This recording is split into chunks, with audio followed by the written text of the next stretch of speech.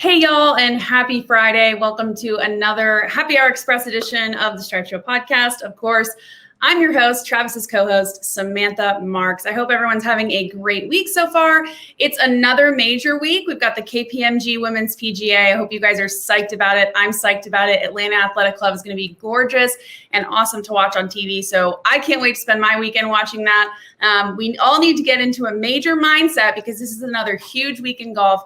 And would love to see everyone watch this week's major event on the LPGA Tour. If you haven't watched the LPGA Tour now, I would highly suggest this is a great time to start. This is a great event and at a great course. It's going to be really a tough test for the women, and it's going to be awesome to watch on TV. So highly suggest that. We've got a lot to get to. Obviously, we need to say that this is everything you need to know in the week of golf in 15 minutes or less. Like to keep it short for you here.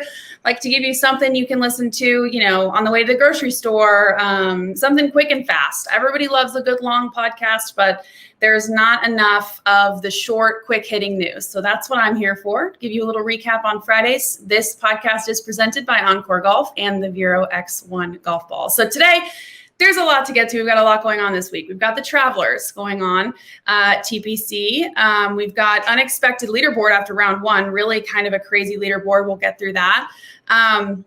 More Brooks versus Bryson drama. Of course, I'm kind of sick and tired of talking about it, but we'll get to it and I'll tell you what happened. Obviously, the KPMG Women's PGA, as I said, rangefinders are now allowed on the LPGA Tour for all events. That begins this week at the major. A lot of talk about green reading books being banned on the PGA Tour. Going to talk about that a little bit. Some strict COVID protocols at the Open in a couple weeks were announced. So tell you about that. You might be a little shocked. Steve Stricker just fired a 63 to lead the senior players by 4. Love that guy. We'll dive into his round a little bit.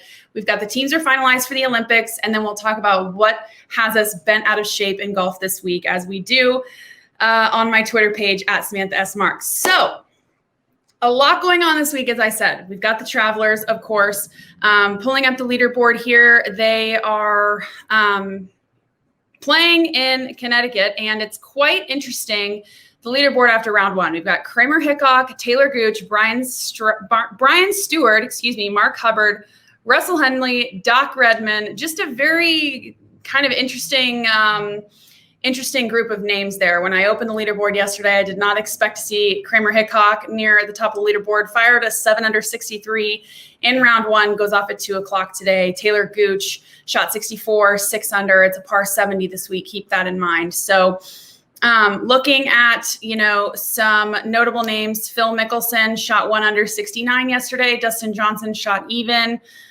This is a pretty good field. We've got 5 out of the top 10 playing in this field this week. Bryson also shot 1 under on Thursday, but now, the cut as of 10 a.m. when I'm recording this is 1 under. So some people are going to have to make some moves today, and we'll see what happens. But it just doesn't feel like yesterday when I was sitting here at the office, it didn't feel like there was golf on. It didn't feel like the star-studded field that it is. So it'll be interesting to see if some names will be able to jump to the top of the leaderboard and if those unexpected leaders after yesterday stay there. So as always, looking forward to watching the golf on the weekend. One note about that, DJ switched back to his old driver heading into the Travelers. So I don't know, you can take that or leave that, do with that what you please, but clearly some confidence issues going on off the tee. So going back to an old trustee was always one of my fallbacks. So fully in support of that for DJ. Rapsodo Mobile Launch Monitor. Improve your golf swing today. Pro level launch data in the palm of your hand. It is very accurate, within 2% of a $20,000 unit. The Rapsodo MLM app automatically tracks stats and stores video with Shot Tracer, helpful for club gapping and understanding true distances for each club. Rapsodo MLM provides immediate feedback, data, and creates a better practice environment, not mindlessly hitting balls. Extremely portable, cases about the size of a rangefinder. And you know what? You can use it both indoors and outdoors. I love this launch monitor. It's the Rapsodo Mobile Launch Monitor. Check it out at rapsodo.com, RAPSODO.com, rapsodo.com. let's talk about the Brooks versus Bryson drama. Just go ahead and get it out of the way. Brooks was asked about it in his press conference prior to the Travelers starting earlier this week. And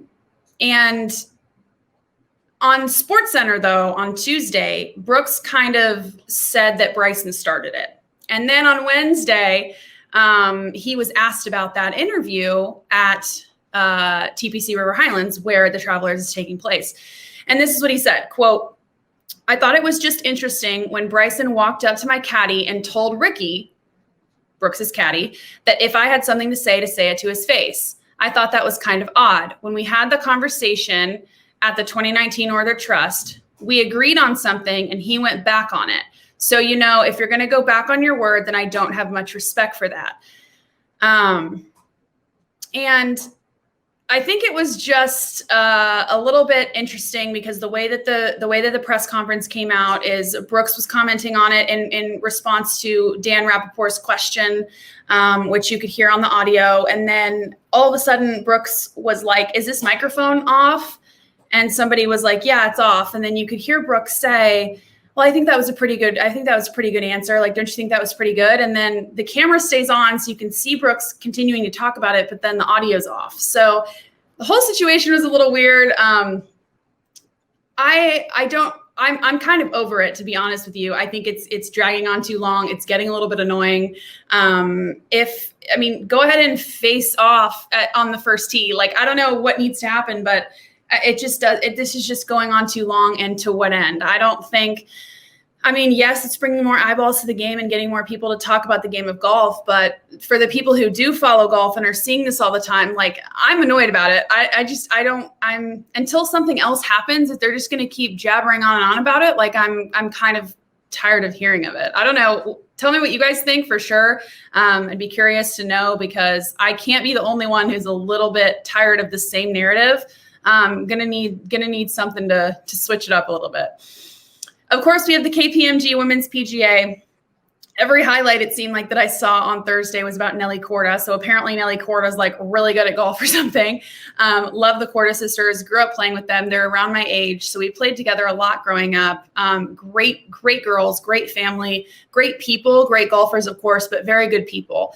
I did see that Nelly Korda switched putters and changed to left-hand low before this week. So that's interesting. The putter looks like that she's using is sick looking. So it's all black, just like mine. Not that it's not the same putter, but I do love the all black look when you're looking down at the ball. So would love to see Nelly win again. I just love her swing, her game as a whole. But again, if you haven't watched the LPGA or any of the LPGA events up until now, and you're looking to get into it, this is the weekend. They're playing at Atlanta Athletic Club. It's going to be an unreal week. And it's just going to be fun to watch. Rangefinders are allowed on the LPGA Tour, and they're here to stay. They're here for good. Starting this week, rangefinders are allowed. Very mixed reviews. Some girls were saying, it's fine, it's good. Some girls were saying, well, I don't even use green books anyway, so I don't, I like to play the game more traditionally. Interested to hear, the thoughts about that, because green reading books, some people were talking about, there's a potential ban on those coming on the PGA Tour next year. So I don't know. I was definitely always more of a feel person when I played, really feeling the way the green is sloping, whether that's with your feet, with, seeing it with your eyes, thinking about which way the water is going to flow if you drop a bucket of water. But now things are just getting so technical, and I don't know really what the motive is behind allowing rangefinders. It could be to speed up play. I don't know if that actually would speed up play, but it would be interesting to see what's going to happen and how that'll impact, the LPGA Tour and potentially the PGA Tour with green reading books. So here's a big one. Strict COVID protocols were announced that are going to go into place at the Open in 2 weeks. So let me read you some of this article. This is from ESPN by Bob Herrig, of course, great and very well-respected golf writer. So COVID restrictions obviously being eased across the United States. But PGA Tour players who travel to the Open in England will face strict protocols and procedures, more strict than any they've seen in months. I'm paraphrasing Bob's article, but just to give you the idea, because there are some quotes in here. According to an update, They will, quote, operate under strict government oversights from the UK government. Of course, the tournament begins July 15th, so it's about 2.5 weeks from now. Players will not be allowed to share accommodations and will be required to undergo COVID-19 testing regardless of vaccination status. They will not be allowed to visit restaurants, pubs, or grocery stores. And the problem with that is that those things have all been allowed for months on the PGA Tour here in the United States. But the tournament is having 32,000 spectators per day, which is just kind of crazy because that's the largest of any worldwide golf event since the start of the pandemic. Yet they're putting all of these insane restrictions on the players. So they'll be able to choose from a list of hotels, or they can book their own private residence, but they can only have 4 people total in their accommodations. Each player is permitted to bring 1 caddy and 2 support team members, which could be like a coach, a manager. But at present, this is what the article says, anyone traveling to England from the United States must be tested prior to departure and quarantined for 10 days upon arrival. The quarantine is waived after 5 days with a negative COVID test. Let's see. Inner bubble restrictions. No one outside the accommodation is permitted to visit. Players are also subject from removal from the tournament if they're deemed to have been in contact with someone who tested positive for COVID-19. The RNA can disqualify a player without a positive test. I mean, this is insane. Listen to this. If someone on your plane tests positive on the way to the British and is sitting anywhere close to you, you're out. No questions asked, no matter if you're vaccinated or tested. And this is a quote from an anonymous player that told golfweek.com. They said, it's aggravating that they deem the tournament safe enough for 32,000 fans a day to attend, but won't let a player's wife or children travel and watch a tournament, nor will they even let players visit a restaurant without disqualification. So the UK government also extended its mask and distancing restrictions until July 19th out of fear of the variant for COVID-19. But I don't know. This is just interesting because of the amount of fans that they're letting in, the way that the PGA Tour is doing it, that honestly has worked, I would say, in my opinion, pretty well. And they pretty much laid it out for how other organizations should handle it. And they're just kind of going off and doing their own thing. So it's a little bit interesting. That's definitely the buzz on Twitter and social media right now. So keep an eye on that as it comes up with the Open in 2.5 weeks. Very strange restrictions there. I just want to interrupt this interview real quick and give a shout out to my friends over at OnCore Golf. OnCore provides some of the most cutting-edge technology in a golf ball that I have ever seen. Their team in Buffalo, New York is changing the script of golf technology through their perimeter-weighted designs, which offer players enhanced accuracy and control for every shot on the course. With their award-winning Elixir and Avant 55 golf balls, they are transforming the game for players of all skill levels. Visit OnCoreGolf.com/Travis Fulton for more details about their products that are revolutionizing the game. Now back to the Stripe Show.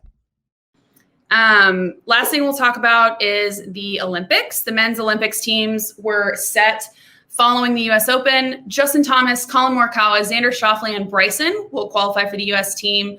That's 4 different American players and the ones who competed in 2016. So we had several people kind of disqualify themselves and say that they didn't want to play for various reasons. But other notable qualifications for Spain, we've got John Rahm, Rafa Cabrera Bello.